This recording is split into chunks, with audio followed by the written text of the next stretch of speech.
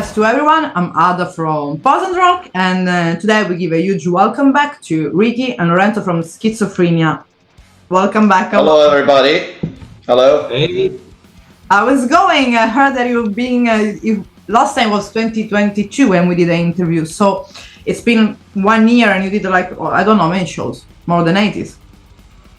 I don't think more, but around 80, yeah, something like that. Well, this year we did around 80, and last year we did a few as well. So maybe since we talked last time, we might have done about 100.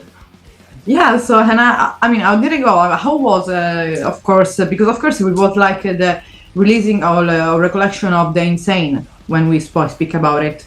In the first interview. So you went out to release the album. How the people reacted to the album and the full length?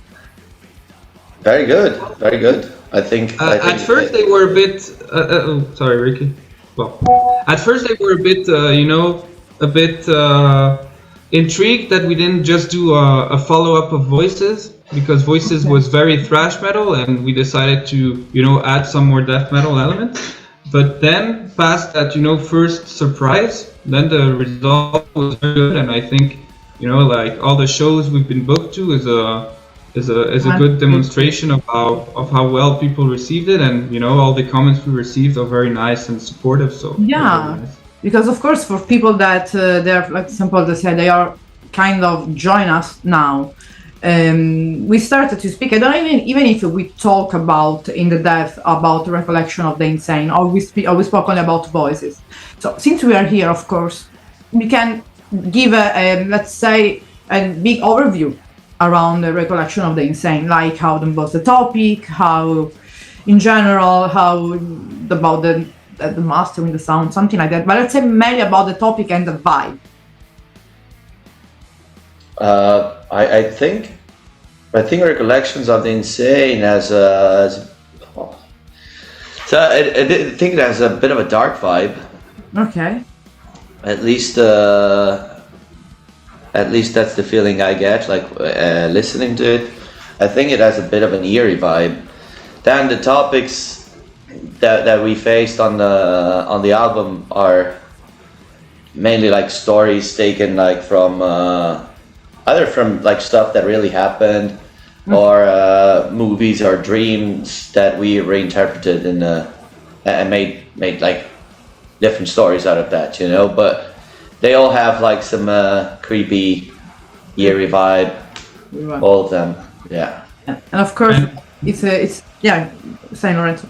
I was just gonna say, musically, recollection of the Insane is going towards the death thrash vibe. So you have all the elements of at least those we like from thrash metal, the elements we like from death metal, and we mixed all that with the topics Ricky explained to create something we felt was not simple death thrash, but something more personal. And we hope we managed to make it, a little bit more personal than the regular, thrash metal or regular death metal. Yeah, because that's how, like I said, nowadays, just even looking around the social media, basically you are, as a Schizophrenia, one of the biggest bands that is going on around Europe. And people are looking for it all the time. In every tour that I saw popping up, there is you. So this year was overwhelmed by Schizophrenia, so that's why I said I had to do the interview. We have to do a little bit of catching up, because of course, it's nice of hearing it, but from our end, we're living it. So for us, saying you just said we're one of the band that people see the most. For us, it's hard to actually assess this, because we live it. For us, we're still the band that started 5-6 years ago in a basement or something. So thank you for saying this, but it's not that we're super conscious about this. No, also because everything came so fast in the last year that we didn't really fully realize what we did this year. Now we played our last show last Saturday, so 3-4 days ago, for 2023. That was the last show in Sweden, and yeah, I think we'll need like a few days to just sit down, you know, and Think about it. and relax and think about it. But yeah, we thinking about it, like we played pretty much everywhere this year, you know, between like, I mean, we had like 3 European tours. We had like all the summer festivals, all the. Yeah. I mean, we played wherever we could play. Yeah. Yeah, So basically that's that's the word. We played wherever we could. So we even did like 2 shows in one day. Really, where and when did it was? Because of course, doing 2 shows in one day is not easy. The day we played Alcatraz in Belgium. Of course. After Alcatraz, we packed a car and we drove to Germany. We had a show in Germany in the Ricky, evening. is it the first time we did that? I think we already did that. No, we did that. We did that a year ago, I think, or something. But this was extra hard because it was in another country, and you know, Yeah. But of it was course, a longer drive. yeah, and I think it was tiring as well, of course. Yeah, it was. Yeah, but come on, Alcatraz is amazing as a festival. Like Grass Pop in Belgium, there are these 2 biggest festivals. But Honestly, Belgian festivals are pretty cool. yeah, Honestly, I mean, we Yeah. have cool fest. and this year there is a beautiful lineup too. Even there is a little bit of different, I think, festival spreaders. So after COVID, that it's now there's so many festivals that still really you have to look to each lineup because you don't know where you can go. And especially even the same day there are like 3 festivals in the same period. That's the problem. Like Yeah, I think Alcatraz happens like on the same weekend as Brutal Assault, and also on the same weekend as Partisan. exactly. And Graspop was the same weekend as Dead this year, if I'm not mistaken. Hellfest as well. Yeah. Hellfest last year was insane. It was insane last year. Hellfest Yeah. was one of the best editions that I ever saw. This year there is Bloodstock, which is really cool as well. There is everywhere. But of course, you as a band can go everywhere to play and see the bands as well playing as a fan. And before, of course, you released in 2023, and that's a curious thing for me to ask. Chance of Abyss, which basically covered different songs of different bands. And I want to ask you why did you pick up these songs?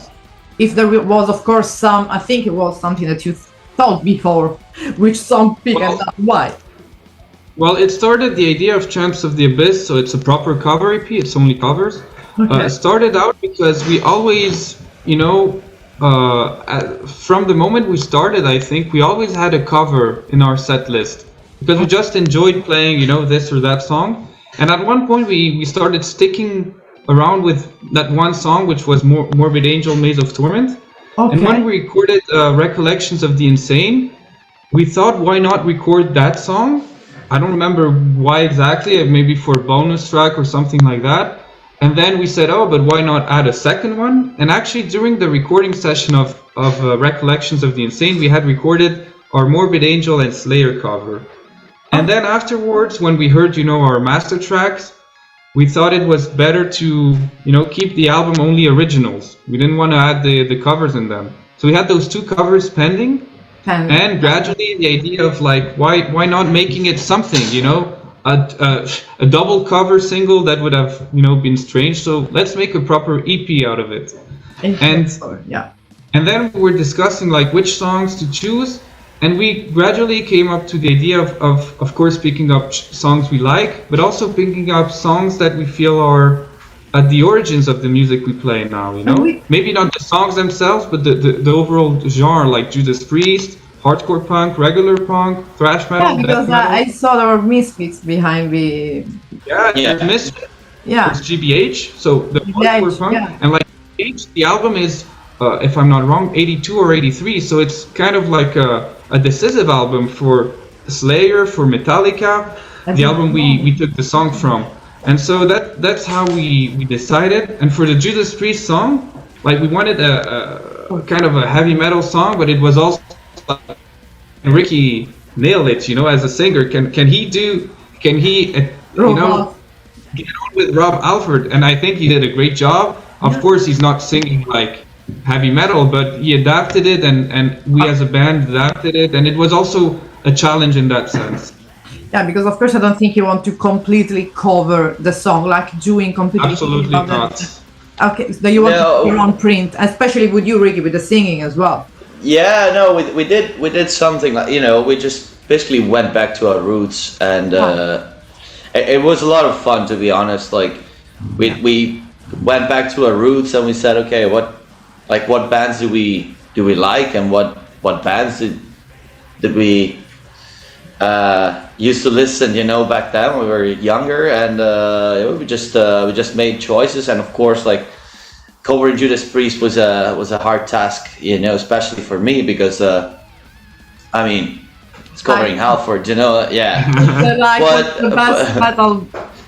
Yeah, but I was actually surprised about myself, like what I could pull off, because like initially I was I planned on doing differently, and then eventually I managed to record like vocals the way I did, which was, I mean, I discovered I could do something that I wasn't aware of, so pretty cool.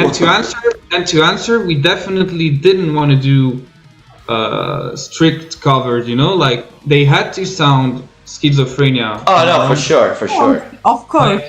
When we tackled those songs, each one of them, we were like, we tackled them as if, the songs were the first draft of one of our songs. When you have a first draft, then you're like, okay, what can I change again? What can I do? This and that. Of course, we didn't change the structures of the song because we're still covering them. Yeah. But we were like, okay, the drums could do this, the guitar could do this and that, And we wanted it to feel ours in a way.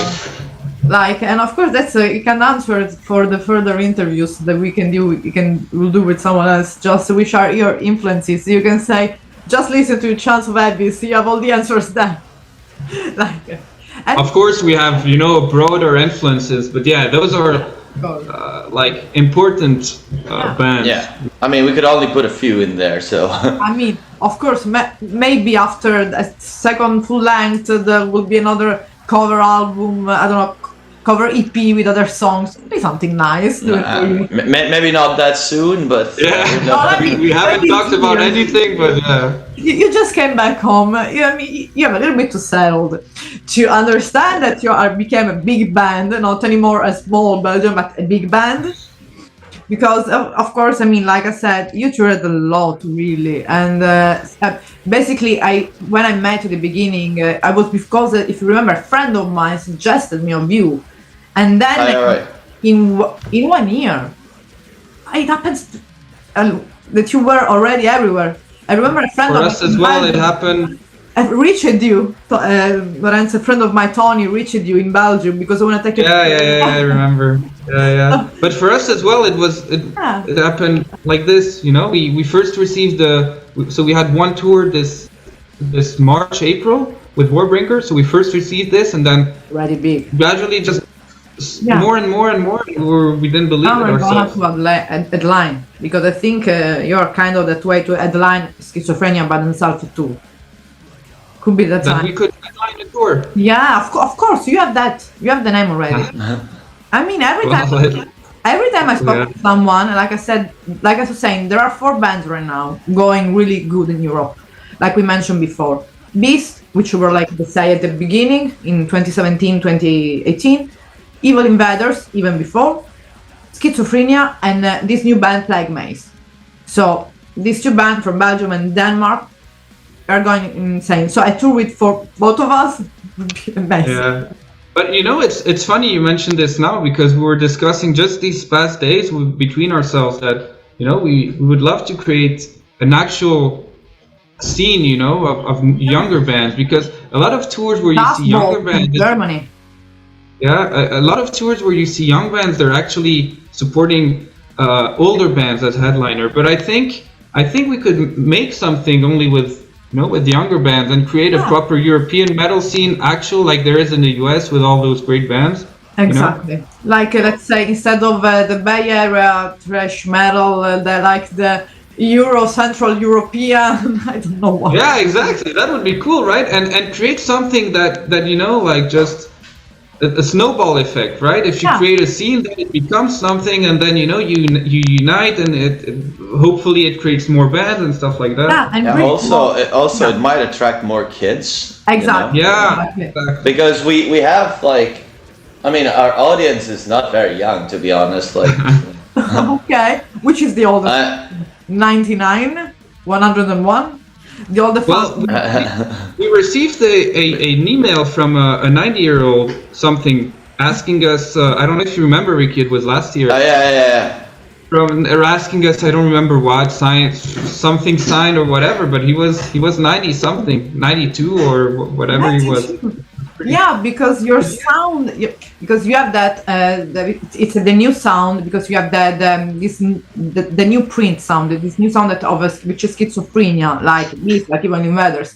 But there is these vibes always coming from the old sound, which is to be the old trash, the old death, and that as well Yeah. can attract the old people. I don't want to say old people in a bad way, but you know what I mean. No, but the original ones, the ones that Yeah. were there from the 80s, 90s. Yeah. But what mentioned Ricky is it's important to us because let's face it, the crowd is majorly from the older generation. Yeah. So how can you keep the metal scene Alive. alive if you're only reaching out to older generations? Exactly. So that's something we're actually thinking of because when we were kids, metal was exciting for us as kids, and we're wondering like, is it still exciting for kids now, or is it just they see it as something for old people? And so we're trying to think of just making metal exciting again for our generation, for younger kids. Like when they see us, they don't imagine themselves 50 years ago or 40 years ago, but they imagine metal nowadays. That's what we're trying. Yeah, they might think of us as boomers, like like 15 years old nowadays. I don't even know a 15-year-old of today. Like, but I have no idea what they think about like this kind of music. Yeah, we are. Like just take for example the band pictures. Like you see a bunch of old dudes just arm crossed like this with a leather jacket, which was super cool back in the day. Now, what does it represent for someone 15 years old? Of course, he wears his leather jackets, he likes it, but does it express something?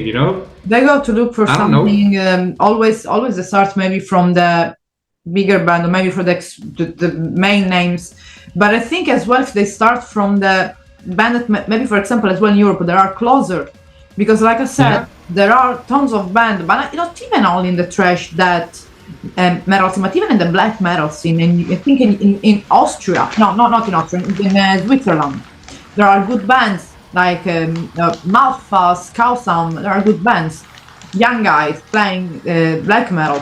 So it's heavy metal. We have Salganer from United Kingdom, all young guys. Yeah, the heavy metal scene is, I think it's the youngest I know. The heavy metal, speed metal scene, a lot of young people. Yeah, that's true.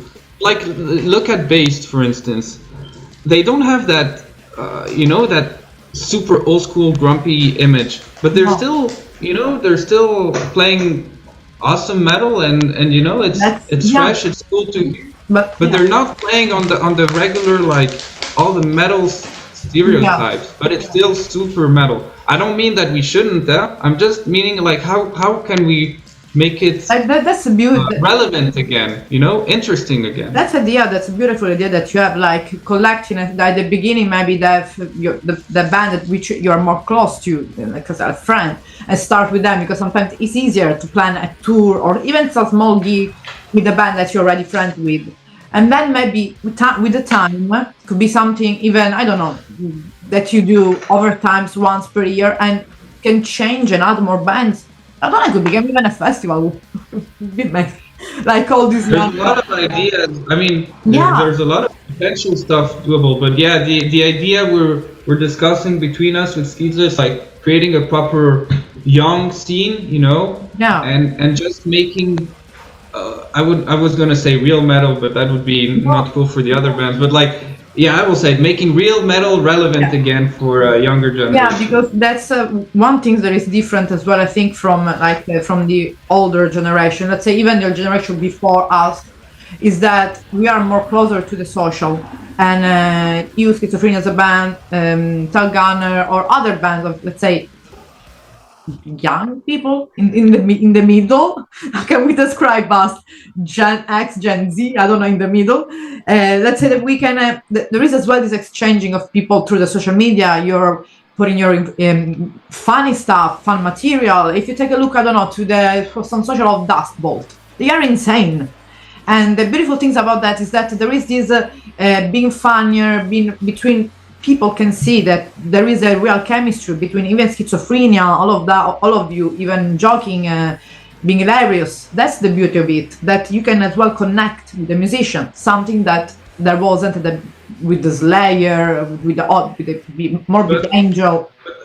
Actually, that's hard for us because we still want to keep, as Ricky say, we still want to keep metal like dangerous or evil in a way. So using social media is, to be honest, in the sense that we wanna, as you say, indeed, we want to connect a bit more, but we don't want to lose the, as Ricky would say, the dangerousness of metal on that occasion. We need to find a good balance with using social media, but still being like a metal band which plays aggressive music. Yeah, the thing that's a bit hard to find out, but which needs to, we need to try and see what works, what not. To me, that's that thing has like pros and cons, like, because I mean we all belong to the same generation, I suppose, Ada. But I mean, at least when I was a kid, like the bigger bands didn't have social media, so you just had like the images like on the booklets. Yeah. And Slayer, and a band like Slayer, you mentioned Slayer. That was my band like back then. You didn't know what they would be like in real life, or like you could only see like their live videos or like a few interviews, and the fact that like you'd never seen them in their private moments, that to me, that kind of stuff had a sort of fascination, because like kept me hooked.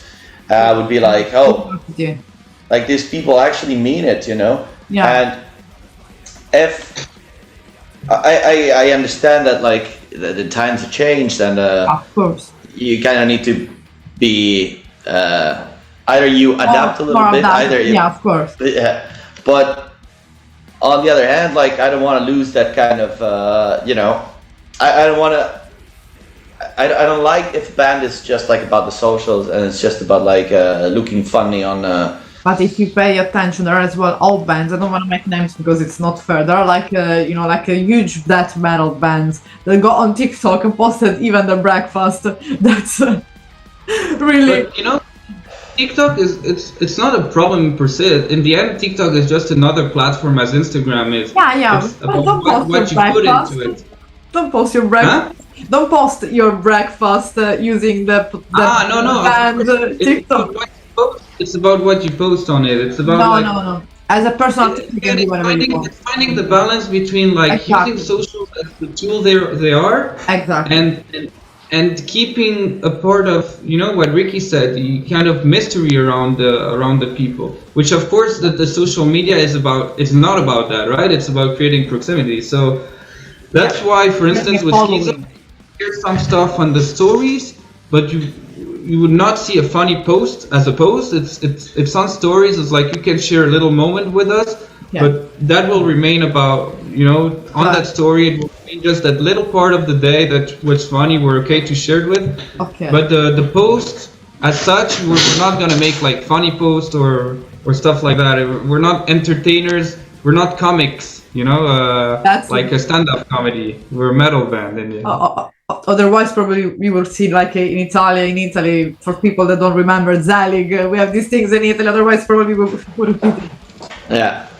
Yeah, it's sad thing. It's either you are a comedian or you're a musician, or a metal musician. Yeah. In this case. But speaking a little bit about, of course, what's going on now. So you're back home. Think of going on. You want to relax. Shut up your mind, have fun, see your family, girlfriend, whatever. But there's some planning about the second full length. There's some work going on, some thoughts about that. There has been already. Yeah, absolutely. There's It's lot very of- much lot of- needed. I think it's very much needed because like this year we played Everywhere. all of these shows and we toured like 3 times Europe with the same album, Yeah. and We need. at some point we need. I feel we need new music, you know. Yeah. But also just aside from the we need, it's also like a proper feeling, you know, like we're musicians in the end. It's cool that we do all the shows, but it's still old music, and you know, No, we feel.